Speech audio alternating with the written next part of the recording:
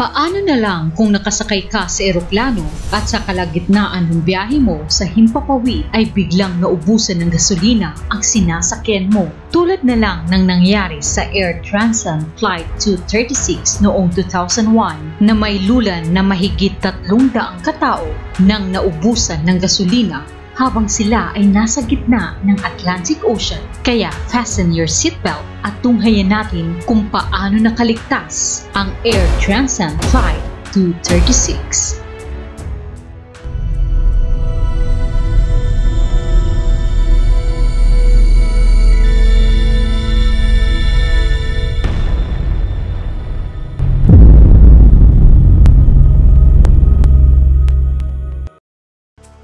August 23, 2001, ang Air Transat Flight 236 ay handa nang lumipad mula Toronto Pearson International Airport patungo sa Lisbon, Portugal. Sakay ang 273 na pasahero at 13 crew na pinangungunahan ni Captain Robert Piché na may halos 17,000 oras na flight experience at ang first officer na si Dirk De Jager na may halos 5,000 oras na flight experience. Ang gamit nilang eroplano ay ang 2 taong Airbus A330 na pinapaandar ng 2 Rolls-Royce Trent 772P60 engine na may lakas na 316 kN kada isa. Bago ito tuluyang lumipad noong August 23, 2001, ang eroplano ay may kargang 46.9 tons ng gasolina. 4.5 tons itong sobra sa itinakda ng regulasyon.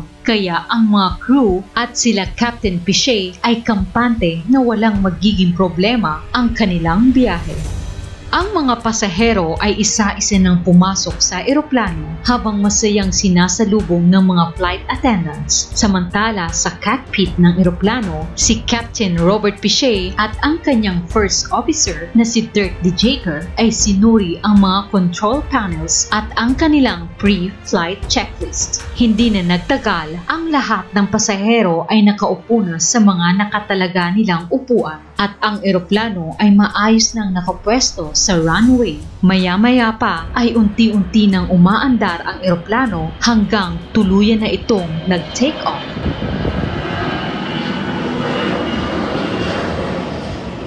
Habang tinatawid ng Flight 236 ang napakalawak na karagatan ng Hilagang Atlantiko, ang lahat ay normal. Ang ibang pasahero ay natutulog, ang iba naman ay masayang nagkwekwentuhan. Ngunit pagsapit ng 4:38 UTC, halos 4 na oras nang lisanin nila ang Toronto Pearson International Airport, lumabas ang unang alarma ng cockpit. Kaya nagtaka sila Captain Piché kung ano ang problema. Makalipas ang halos 30 minuto, 5:03 UTC, napansin ni Captain Piché ang low oil temperature at high oil pressure sa engine number 2. Inakala nila na isa lang itong false alarm, kaya agad nila itong ipinagbigay alam sa Air Transat Maintenance Control Center sa Montreal at pinayuhan silang obserbahan maigi ang sitwasyon.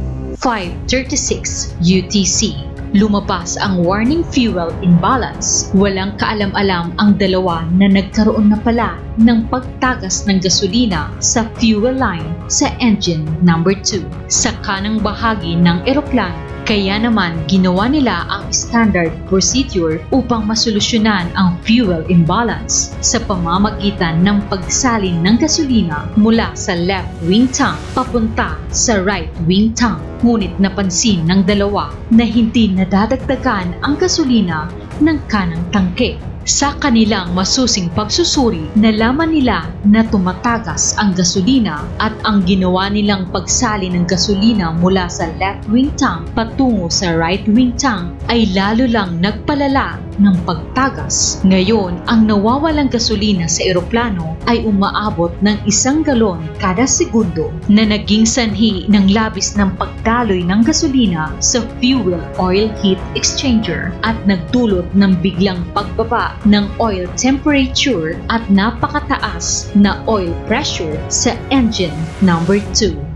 Sa mga oras na iyon ay batid ng dalawa na hindi sila aabot sa kanilang destinasyon Kaya pagsapit ng 5:45 UTC, pinaalam nila Captain Piche ang kanilang napakadelikadong sitwasyon sa air traffic control. Ngayon, ang kanilang layunin ay makahanap ng mas malapit na pwedeng paglapagan ng eroplano bago tuluyang maubos ang kanilang gasolina.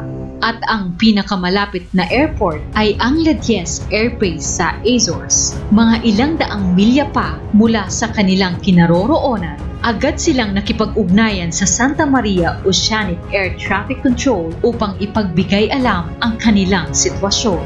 Dahan-dahan ibinaba ni Captain Piche ang kanilang altitude at sa mga oras na ito ay tuluyan ng naubos ang gasolina ng right wing tank at mabilis na tumatagas ang gasolina sa left wing tank. Hindi maitatanggi ang takot sa muka ng first officer na si Dirk de Jager, ngunit si Captain Piche ay nanatiling kalmado. Samantala, ang mga pasahero ay walang kaalam-alam sa panganib na kanilang kinakaharap. Maya-maya ay pinatawag ng kapitan ang head cabin crew sa cockpit upang ipaalam ang kanilang sitwasyon. Lumabas ang head cabin crew mula sa cockpit at pinaalam ang nakakagimbal na sitwasyon sa kanyang mga kasamahan at inatasan ang mga ito na kalmadong ipaalam ang kanilang sitwasyon sa mga pasahero. Samot-sari ang naging reaksyon ng mga pasahero. Ang ilan ay nagulat, ang ilan naman ay umiyak, habang ang iba ay natulala na lang. Samantala sa cockpit ay buong tapang pa rin hinaharap nila Captain Piche ang sitwasyon at sa ganap na 6:13 UTC, ang engine number 2 ay tuluyan ng namatay. Tinatayang 280 kilometers pa ang layo nila sa Ladies Air Base. Mula 39,000 feet ay mas ibinaba pa ng kapitan ang kanilang altitude sa 33,000 feet. 6:26 UTC. Naganap na ang kinakatakutan ng lahat. Ang engine number 1 ay tuluyan na ring nawala ng power dahil sa pagkaubos ng gasolina. Ngayon ay tinatayang 120 kilometers pa ang layo nila mula sa Ladies Air Base. Dahil hindi na gumagana ang dalawang makina ng eroplano, ang pangunahing pinagkukunan ng elektrisidad ng eroplano ay nawala na rin. Samantala sa passenger cabin naman ay napakatindi ng tensyon. Ang mga oxygen mask ay nagsibabaan na. Ang iba ay sumisigaw na sa takot, ngunit pilit pa rin silang pinapakalma ng mga cabin crew. Ang hydraulic power para sa flaps, alternative brakes at spoilers ay hindi na rin gumagana. Ngayon ay umaasa na lang sila Captain Piche sa pakpak upang mag-glide ito sa hangin at higit sa lahat sa panalangin. Ang Ladies Air Base naman ay maingat na ginagabayan sila Captain Piche. Napakabilis ng pagbaba ng eroplano, humigit kumulang 2,000 feet per minute, at sa kalkulasyon ni Captain Piche ay meron na lang silang 15 minuto bago tuluyang bumagsak sa karagatan. Ang mga pasahero ay nag-iiyakan na. Ang iba naman ay tahimik lang na nagpapaalam sa kanilang mga mahal sa buhay. At ang iba ay walang tigil sa pagdarasal. Mistulan na lang itong eroplanong papel na unti-unting bumabagsak. Hindi nawala ng pag-asa si Captain Piche at naniniwala siya na mailalapag niya ang eroplano ng ligtas. Batid niya na masyado pang mataas ang kanilang altitude, kaya iniliko niya ang eroplano ng 360 degree at ilang S-turns upang sumakto lang ang kanilang altitude sa runway. Di nga nagtagal ay namataan na ni Captain Piche ang airbase at ang ground crew sa Ladies Air Base ay naghanda na sa napakadelikadong paglapag ng Flight 236. Sa kabila ng takot ng mga cabin crew ay pilit pa rin nilang pinapakalma ang mga takot at nagpapanik ng mga pasahero. Samantala ang mga ground crew sa Ladies Air Base ay pigil hiningang inaantabayanan ang magiging paglapag ng eroplano. Ang mga bombero at ambulansya ay nasa gilid na ng runway. Ilang segundo na lang ay tatama na ang eroplano sa runway, kaya inutusan na ni Captain Piche na maghanda na sa malakas na pagbagsak. Ang mga pasahero ay nagsiyuko at kumapit ng napakahigpit sa mga upuan. Ibinigay na ni Captain Piche kay First Officer Dirk De Jager ang hudyat para ibaba ang gulong ng eroplano. 10 segundo bago tuluyang lumapat ang mga gulong sa runway, pigil ang hininga ng lahat. Ng mga sandaling iyon, napapikit na lang si Captain Piche.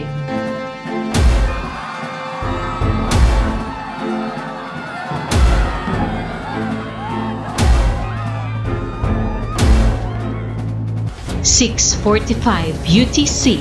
Lumapag ang eroplano sa runway. Tumalbog ito ng napakalakas at sa muling paglapat ng mga gulong ng eroplano sa runway ay ginamit na nila Captain Piche ang emergency brake. Ang thrust reversal ay hindi na gumagana na siya sanang magpapabagal sa eroplano, kaya patuloy pa rin ito sa bilis na 200 knots o 370 kilometers per hour. Sumabog na ang kanilang mga gulong at naging mas malikot ang takbo nito sa runway.